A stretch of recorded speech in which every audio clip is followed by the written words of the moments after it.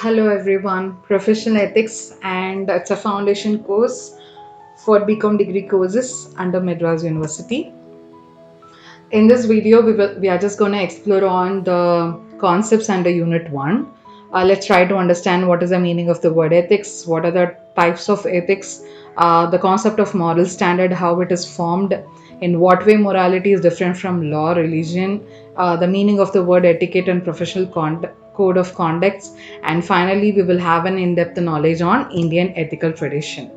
To start with, what is ethics? Ethics are moral values, ethics are moral standards that explains what is good and bad and what is right and wrong in human behavior. The origin of the word is from Greek language ethos, which means character or conduct. So some of the example of ethics in real life are honesty, respect, responsibility, compassion, tolerance, fairness, justice, integrity. Okay, so any good character that you exhibit in your real life situations comes under the example of ethics. So ethics is nothing but it's moral standard. It explains what is good and bad and what is right and wrong. And what is the importance of studying ethics? There are three important benefits. First one is the personal growth, the second one is social harmony, and the third one is sustainability. The knowledge of ethical value or moral value or ethical framework helps an individual to make responsible decision making. It helps him to grow his character in a better way, which removes the social problems, which removes the evils of the humanity, and it also helps in maintaining law and order in the society and thereby attaining sustainability. So this is the importance of studying ethics. So ethics is nothing but understanding what is good and bad and what is right and wrong. And there are two types of ethics. One is personal ethics and the other one is business ethics. If ethical framework or ethical decision making is done in individual lifestyle, then it is personal ethics. When ethical decision making is applied to professional context, then it is business ethics. The source of personal ethics would be generally family and cultural background, and it is generally self-enforced.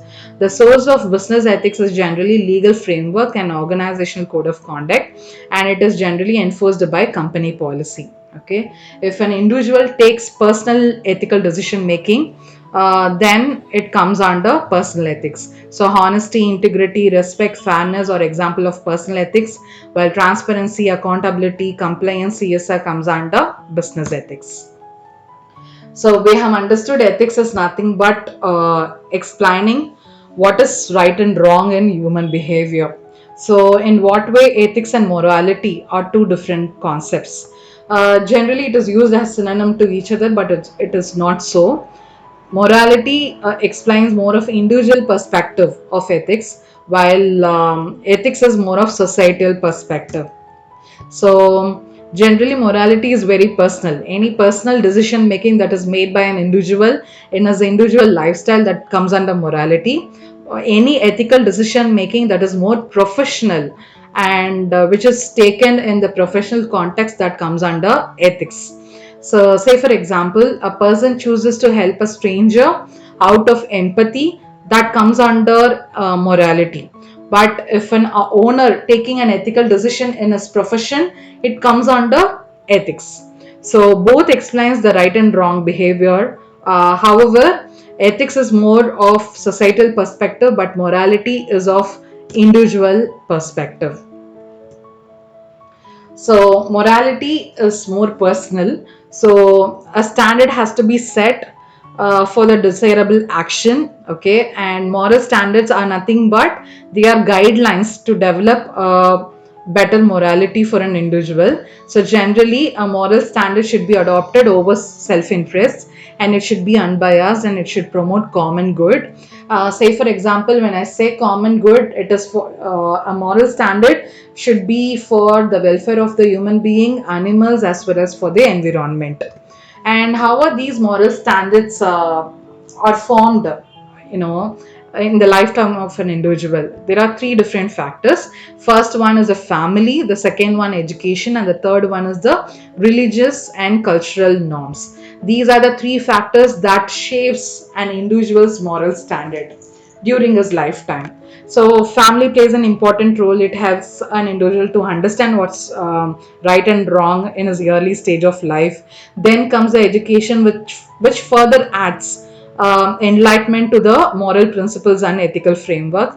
And the other factors like legal system, social interactions, religious teachings, cultural norms. These are the other factors that contribute in shaping an individual's moral standards. And a moral standard should be for the common good. It should be for the welfare of human being, animals, as well as for the environment. So, having understood morality, moral standard, ethics, personal and business ethics, let's try to understand what is the difference between morality and law. Law is otherwise called as legal system. It is nothing but a set of rules and regulations that is framed by the government authorities, and any violation of law leads to punishment, and law treats everyone in the same manner. But morality, we know it is of an individual perspective of understanding what is right and wrong in human behavior, and it changes from person to person. And any wrongful deeds that violate morality of an individual does not invite any punishment. In this way, morality is different from that of law. Let's try to understand the difference between morality and religion.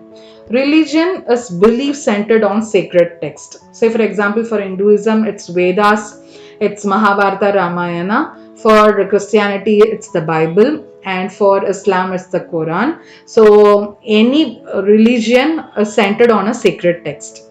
And generally, religion is one of the factor that shapes an individual's morality. And religion, it often focuses on the divine duty to be performed by an individual. But on the other hand, what is morality? Morality, it defines what is good and bad, and morality can exist independent of that of the religion also. Okay, and morality, it focuses on common good, that is welfare of human beings, animals, and the environment. So we have tried to understand morality. Let's try to understand the meaning of the word etiquette and professional code. When I say etiquette, it is more of professional behavior and expected professional behavior. Saying thank you, saying please, behaving in a polite manner. All these are business etiquette or professional etiquette. So it's an unwritten rule for professional behavior. So some of the examples are dressing up neatly, exhibiting professionalism, respecting others' personal space, maintaining cleanliness, and socializing with people. All these are some of the examples for etiquette. The next concept is professional code. Professional codes are nothing but rules and regulations for a specific profession. We all know there are various professions like doctor, teacher, engineer, chef, nurse, okay, chartered accountant, lawyer, etc. For each and every profession, there is a set of rules and regulations to be followed, and such rules and regulations for a specific profession is called as professional code. So the final concept in unit 1 is Indian ethical tradition. We all know India is rich in ethical tradition, and the first factor that influences Indian ethical tradition is the religion. Okay, so we have variety of religions followed in India, like Hinduism, Islam, Christianity, and Buddhism, and the various concepts like the law of dharma, law of karma in Hinduism, the 5 pillars of Islam, 10 commandments in Christianity, and eightfold path in Buddhism. All these concepts have contributed in shaping the ethical tradition in India. And the second important factor that has influenced Indian ethical tradition is the leadership. India has been ruled by various famous dynasties. The kingships or the post-independence, the various leaders have contributed in shaping to the ethical tradition. Example is famous national leader Gandhiji, who has given us the Satyam and Ahimsa, which is truthfulness and non-violence. So in this way, we have taken role models from the leaders, from the kings, from the various dynasties who have contributed to the Indian ethical tradition. And the third important factor is the social movements. There are various social movements in India that have shaped the ethical tradition,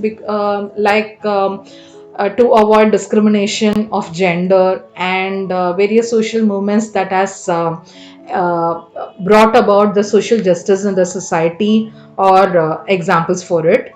And finally, historic events, say for example the Constitution of India, which makes India a secular country wherein everyone is given equal right and opportunity irrespective of their caste, creed, color, sex, etc.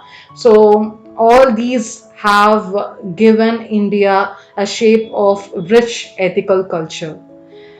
So we have completed unit 1 in professional ethics. So we try to understand the meaning of the word ethics, which is nothing but a moral principle that explains what is right and wrong in human behavior, or what is good and bad. There are two types of ethics: personal and business ethics. We just saw the concept of morality, which is nothing but the personal perspective or an individual perspective of ethics is nothing but morality, wherein family, education, religion, culture, legal system, okay, and the societal norms all are sources for morality of an individual. We just saw the difference between morality and law and morality and religion, and we just tried to understand the concept etiquette and professional code of conduct. And finally, Indian ethical tradition, which is influenced by religion, leaderships, social practices or social movements, and historic events. Hope you have understood unit 1 in professional ethics. Thank you.